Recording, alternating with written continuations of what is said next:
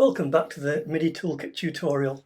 We're going to pick straight up from where we left off at the end of the last part. So if you haven't done that yet, then you should go back to the last part so you can get to this point. And we're going to pick straight up as we were discussing about visualization data and what we can do with it. So let's go back from there.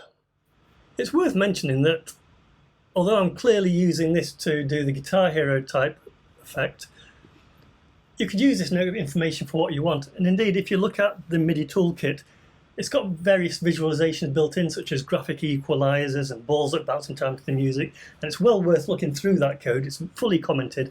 And so you can see ideas of other things you could do with the note data. It just so happens that I decided to use it for a Guitar Hero type control for this game. And as you know, or probably know, in a Guitar Hero game, you need to see the notes approaching in advance of when they're being played. So I want the notes to come on the screen and to travel down. And it's only when they cross this line that they're actually being played and I actually tap on them. So I need the visualization data before the notes are being played. Unfortunately, that's something we can do with the toolkit. So let's go back to our initialization block.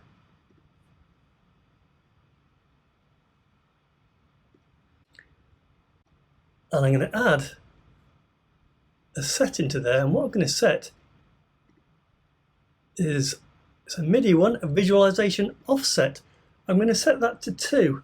And what that means is that I'm going to get the visualization data 2 seconds before the note's played, so I can display them before they're being played.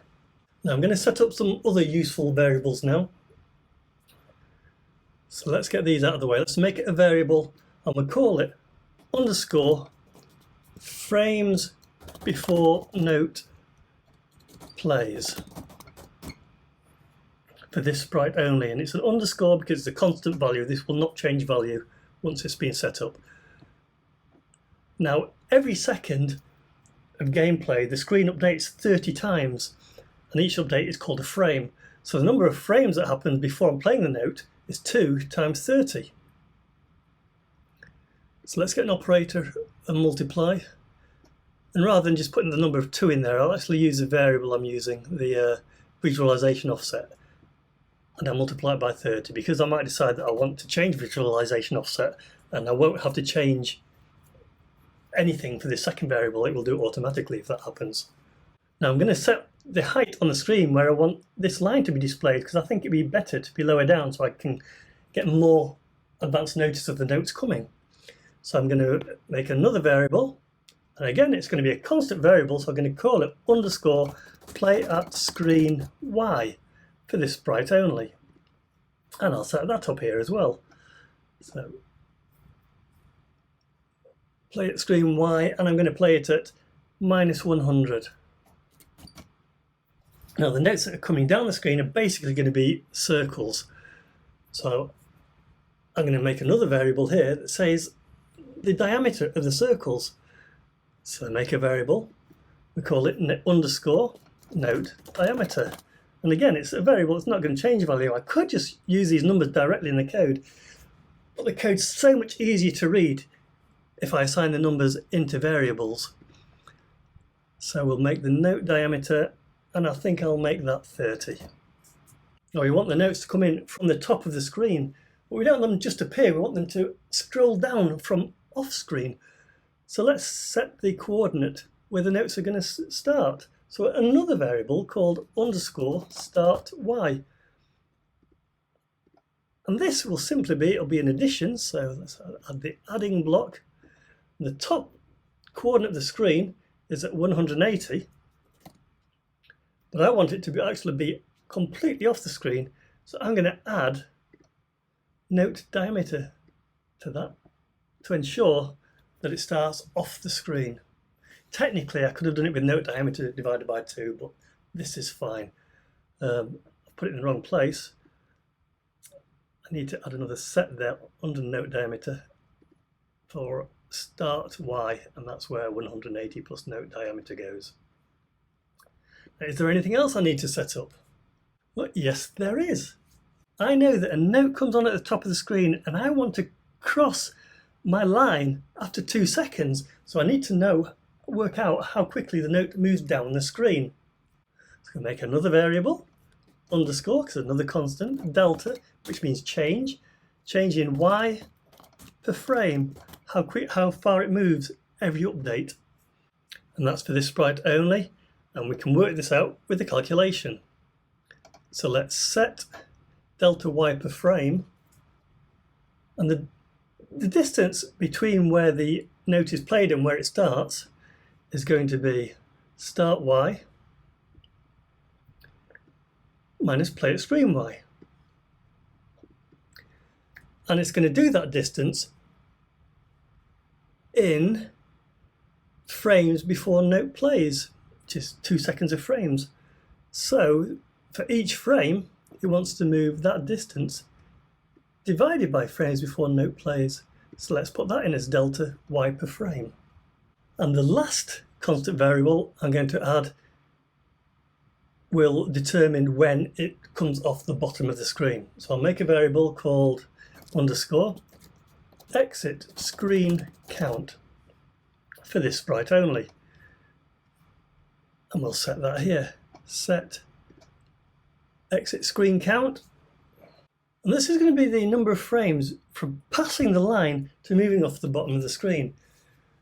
So using a similar calculation to start y, which was working out the start position, then to get to the bottom of the screen, I know it will have moved from y equals 180 to y equals minus 180, which is 360 steps, plus the diameter of the note.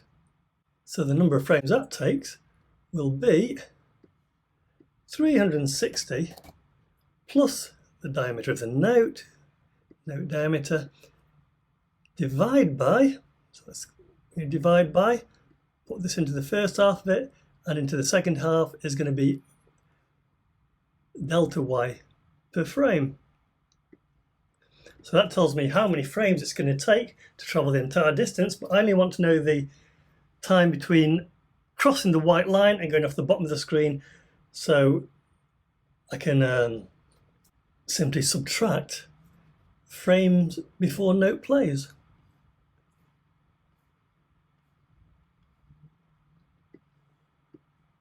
So that subtract frames before note plays would be great, except I haven't mentioned the counter is actually counting backwards. So I'm going to swap the order of these two over. So it's frames before note plays minus that value. And that should give me enough data to actually set up the visualizations. Let's hide those variables from the screen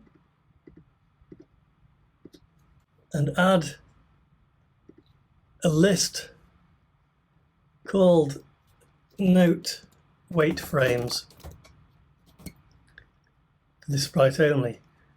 So when a note comes on the screen, we're going to set note wait frames to frames before note plays, and then the counter is going to count down one every time it moves down, and when it reaches 0 is when the note should be played and when it crosses the white line. So in reset visualization, we need to make sure the list is empty. So delete all of wait frames, and in add new notes, we're already adding the instrument. I'm going to make a copy of that,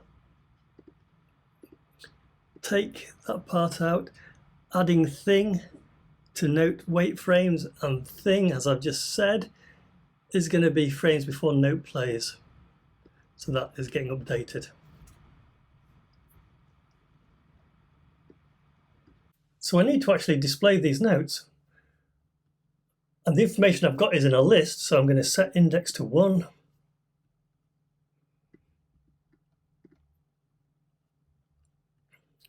And use that to go through the list. So I'm going to repeat for the length of the list. So that's length of, and I could use either note instrument or note wait frames because they've both got the same number of entries. I'll go with wait frames. And this is where I'm going to draw something for each note that's coming down the screen. So let's use the pen. Let's set the pen size. And we're going to set it to the variable we used, note diameter. And I'm going to set a colour for the pen. And I think rather than just draw a circle, I'm going to draw a slightly stretched circle, and I'm going to do a blue outline with a red centre just to make it look nice. So the pen colour, raise the saturation, raise the brightness. We've got nice bright colours to choose from. Let's choose a nice blue colour. There we go. And we'll go to where we're going to start drawing. So go to X of 190, and we're going to calculate the actual Y position. So it's going to involve a plus and a multiply. So the position we want it to actually be played at is play at screen Y. But its current position is play at screen Y plus the note wait frames. So item index of note wait frames multiplied by delta Y per frame. So it's going to start with note wait frames positioning it at the very top of the screen, and every frame, note wait frame is going to get one smaller, so it's going to move down the screen towards where it needs to be played. And now we've got the pen out of that position, we're going to put it down.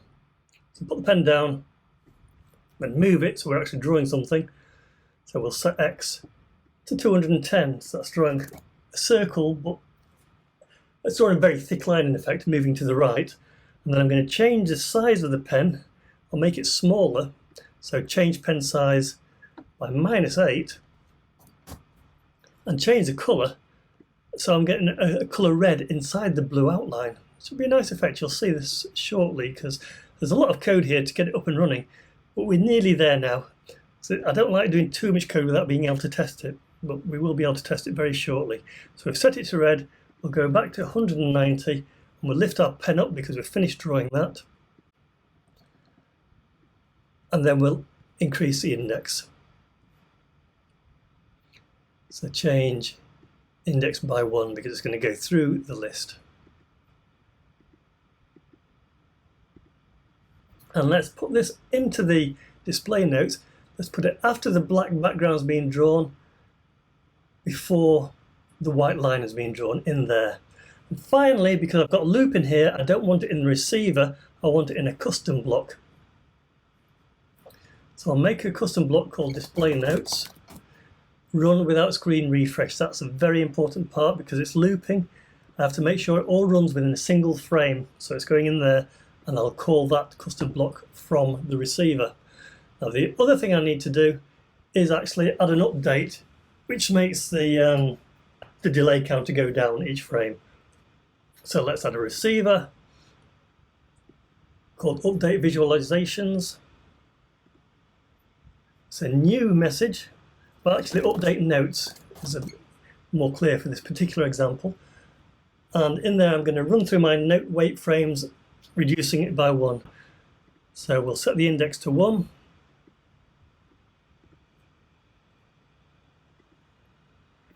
And we'll repeat.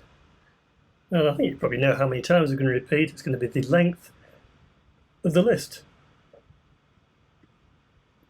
So length of note wait frames. Let's make a variable called note wait frames for this sprite only. And at this point we're going to set it to the current entry from the list.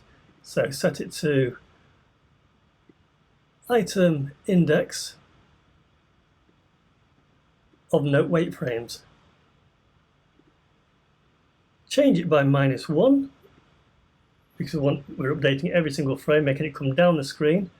So we'll change note wait frames by -1. Let's write it back into the list. So replace the original value, which is item index of note wait frames, with our variable that we've just updated, which is note wait frames, and then change the index so we can go through the whole list of notes and make them all move down the screen. But this is in a receiver and it's a loop, and we want to make sure it's going to run in a frame, so we're going to make a custom block called update notes. We're going to run without screen refresh, and we're going to call that from the receiver. But what happens when the note moves off the bottom of the screen? Well, let's get this to a point where we can do a bit of testing first, and then we'll deal with that. So we want to be sure that our update notes and display notes receivers are actually being broadcast to. So go to your player sprite and see where we're actually displaying notes there.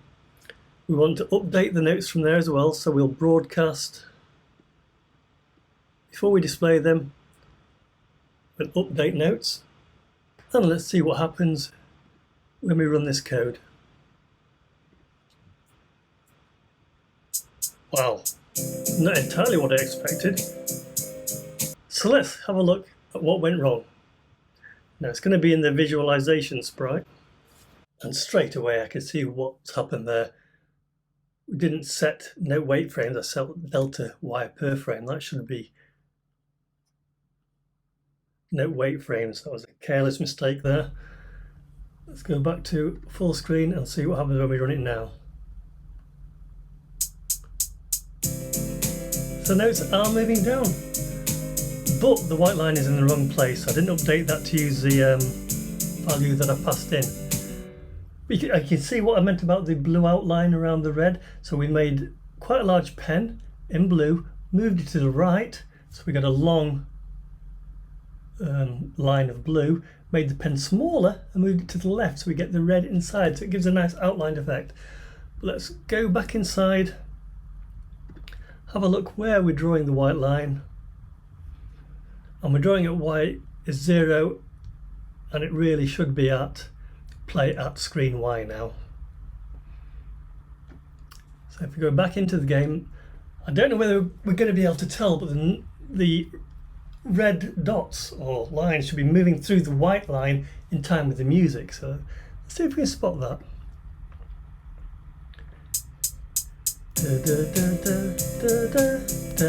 So it is.